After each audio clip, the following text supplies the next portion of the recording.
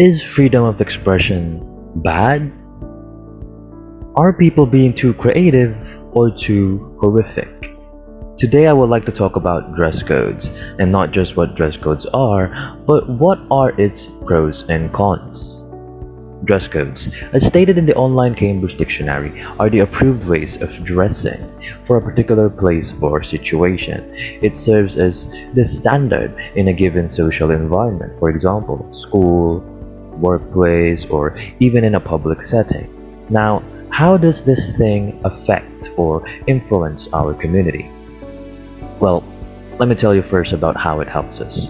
First and foremost, imagine you are in a school or in an office for work with dress codes and all of the people there have the same attire. It sort of creates this more professional and serious environment. Not only that, but having specific dress codes may even save our lives, yes, for safety and security. As included in the article by procon.org in 2022, clothes such as lab gowns, gloves, and masks are required in a chemical laboratory. Clothes such as leggings are not allowed as it usually contains synthetic and flammable materials that may react to the spilled chemicals and lead to danger. We can truly see how serious and detailed a dress code could be. But how about in a school setting? Well, in school, it is said to contribute in building the school pride or spirit among the students. It creates this sense of belongingness. I belong to this school. I am an Escolarian, for example.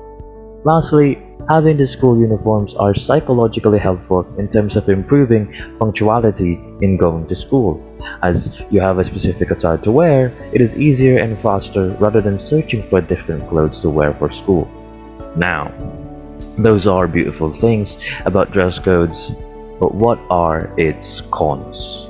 Dress codes, their underlying disadvantages, have been more and more known these days. I would like to emphasize on one: the disruption of the self-expression or freedom of expression of individuals.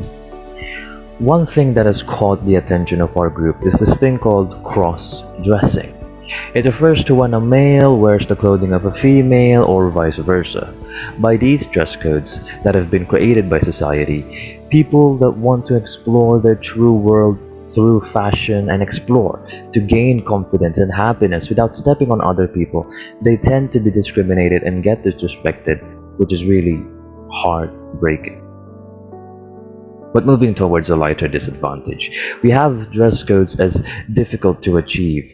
For example, in school, not all students would voluntarily accept wearing these uniforms and accept these rules, leading to a division. Even if there is a strict implementation, there would undoubtedly be individuals who would not conform to these dress codes.